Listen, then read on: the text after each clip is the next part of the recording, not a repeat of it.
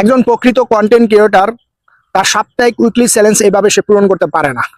সকালবেলা যেমন স্ট্যাটাস দিয়েছে শুধু শুভ সকাল, দুপুরবেলা সে স্ট্যাটাস দিয়েছে শুভ দুপুর, বিকেল বেলা সে স্ট্যাটাস দিয়েছে শুভ বিকেল, রাতের বেলা সে স্ট্যাটাস দিয়েছে শুভ রাত্রি। কারে ভাই, এর সাথে কি আর কোনো কথা লেখা যায়নি?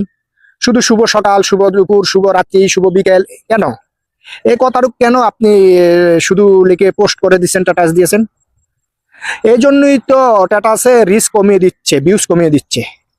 প্রকৃত কন্টেন্ট ক্রিয়েটর তারাই যারা নাকি তার ভিডিওর মাধ্যমে সে কি করবে, তার সাপ্তাহিক উইকলি চ্যালেঞ্জ পূরণ করবে।